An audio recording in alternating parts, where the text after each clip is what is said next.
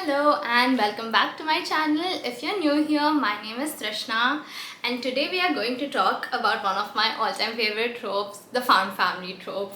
I love this trope, one reason being that it's found in every genre. Like, I don't have to pick up a particular genre to find this.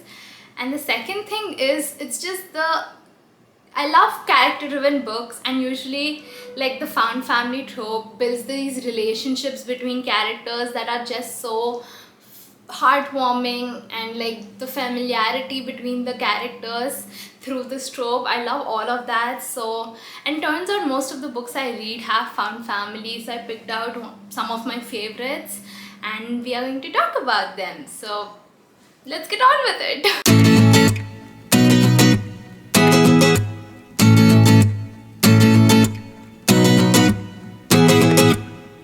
Okay, so don't shoot me, guys. And I know I talk about this a lot, but come on, I had to.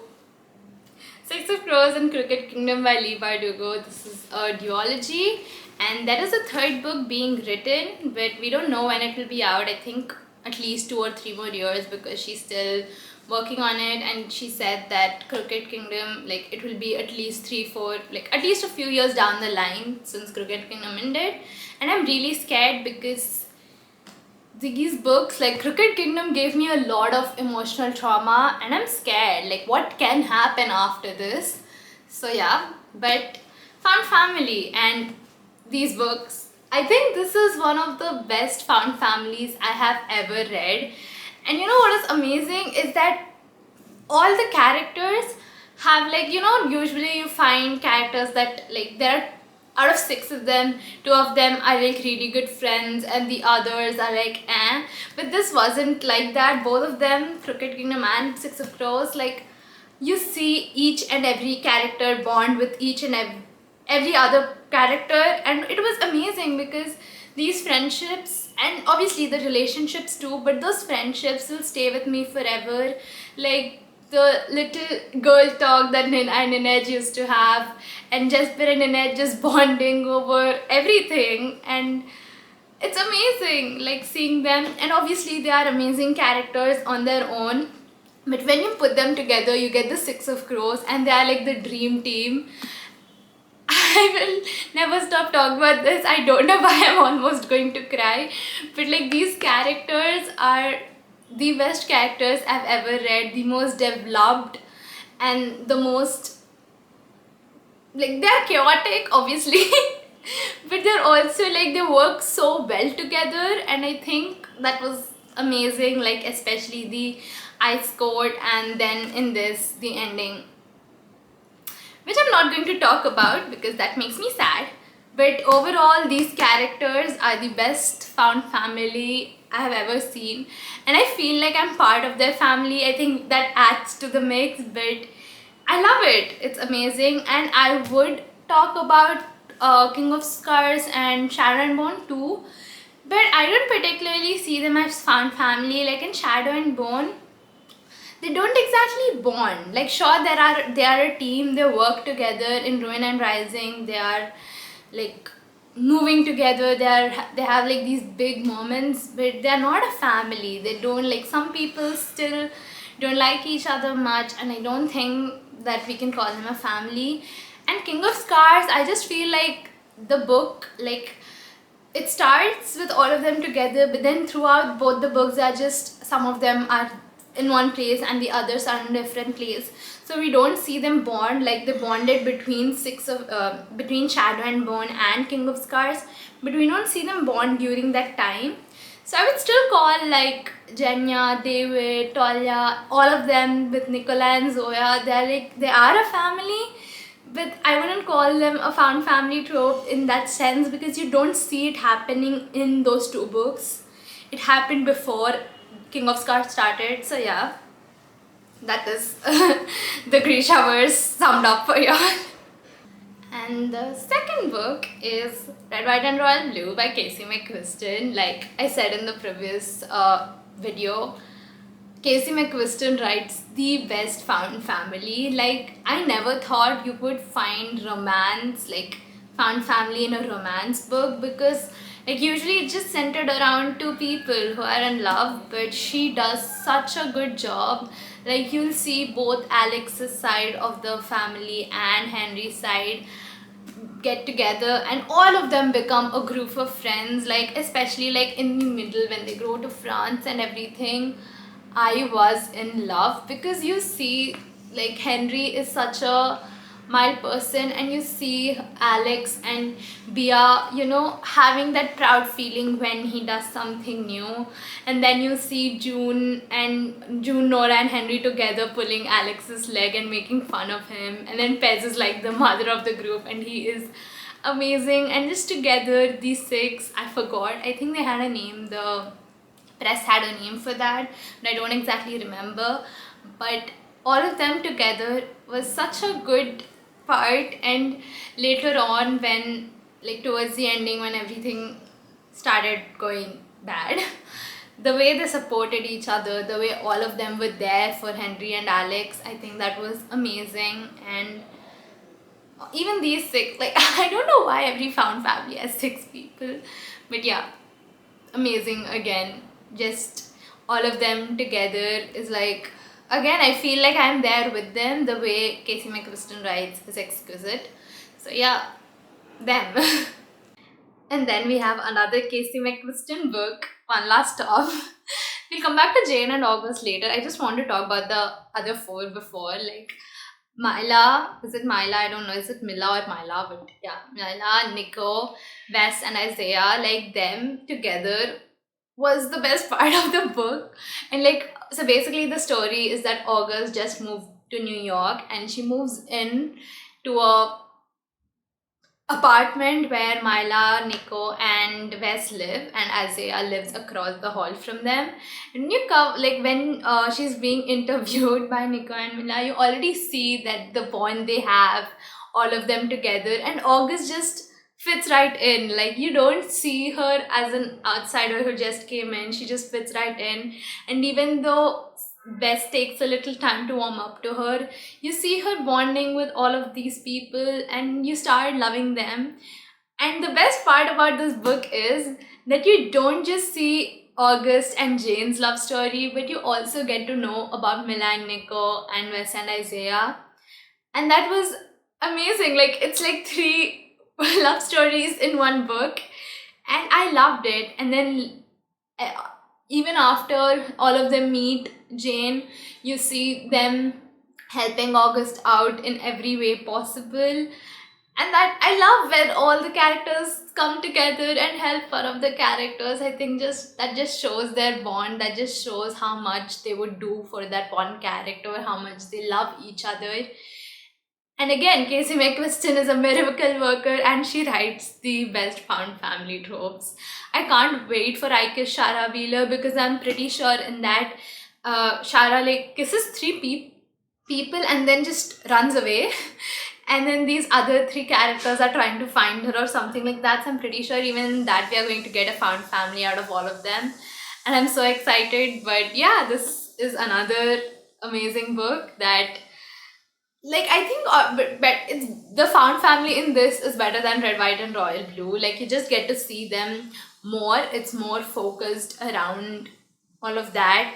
And another great part is that the way August describes New York, and I love New York. I want to maybe live there someday, but we'll see how that goes. But the way she talks about New York is amazing, and I feel like that is also a part of their family. The way all of them are bonding in this one city that's apparently smells like pee, which I'm scared. But yeah, this was amazing. This book is another book that I absolutely adore, and it's The Girls Have Been by Tess Sharp. The best part about this book is that the found family is very small, like it's only 4 characters, and it's amazing. And one of the characters that I'm adding is Nora's older sister Lee. Nora is the main character, and her older sister Lee. And why I'm adding her in the found family is because Nora and Lee don't meet properly until like later on in life.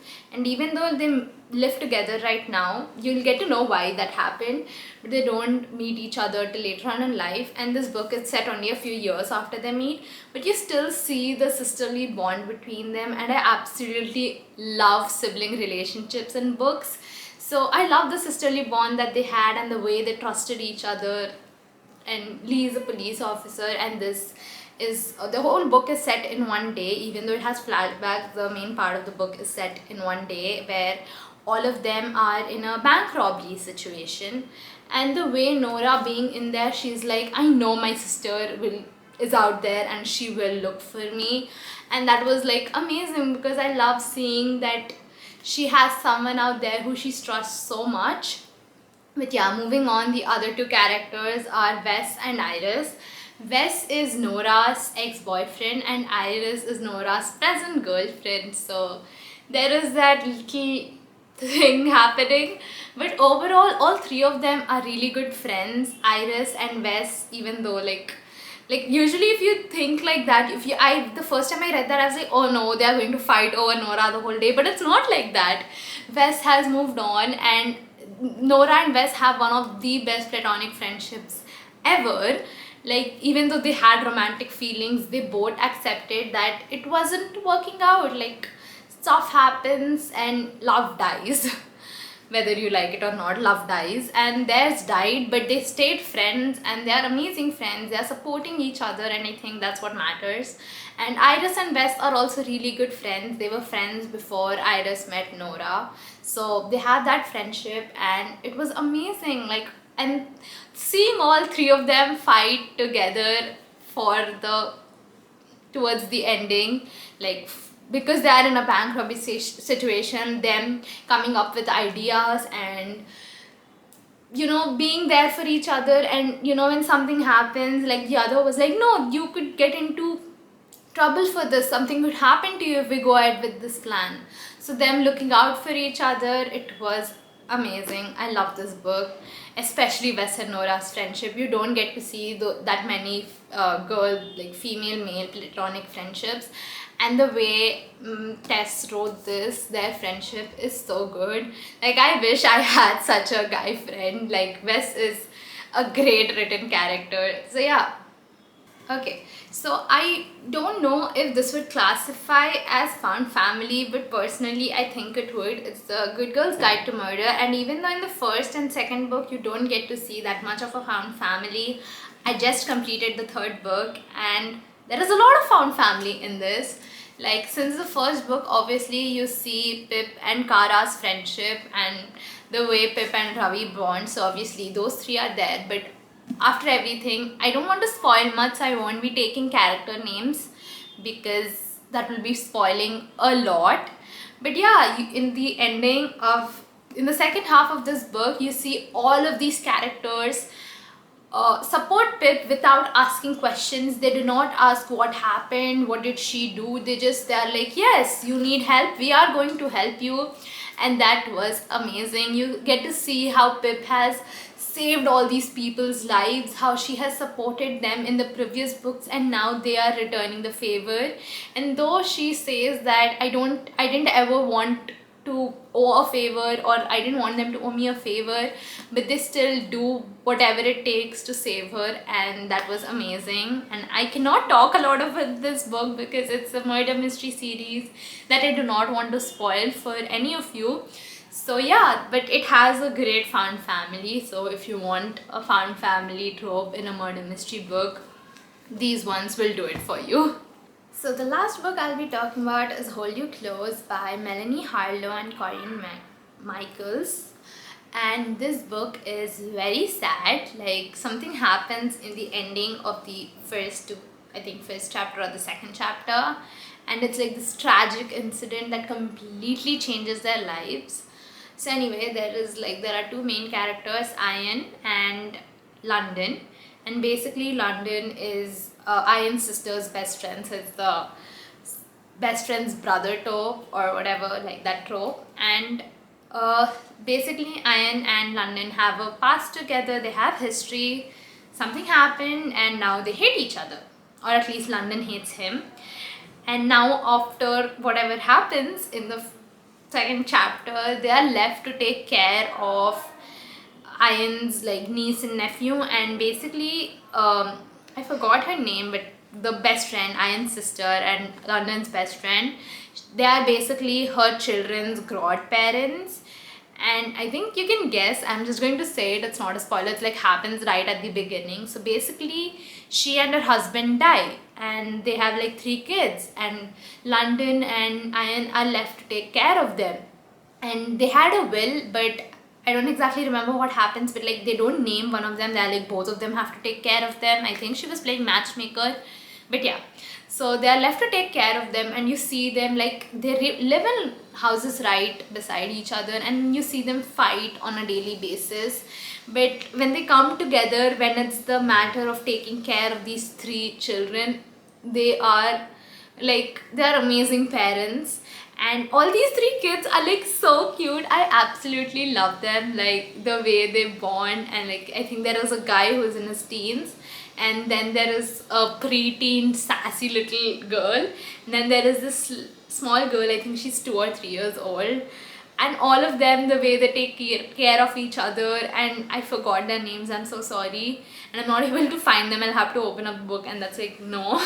So all of them together, and the way, even though like London isn't their like blood relative, the way they all love London is so wholesome. So yeah, this is like literally a found family, because like these 3 kids, these 3 siblings found new parents. And it's obviously it's heartbreaking, but at the same time you see this family come together, you see them grow together, and you see Ian and London's love story as well, and it was so good. This was, I think, one of the most emotional romance books I've read, but it was amazing. So yeah. So that's all for today's video. If you like such recommendations that are like trope based, like I'll be talking about a particular trope and recommending books from that particular trope, please leave your tropes in the comments below, and I'll try to get to them as soon as possible. And if you want to follow me on other social media, all the links are in the description down below. And if you haven't subscribed yet, go press that subscribe button, and I'll see you in the next video.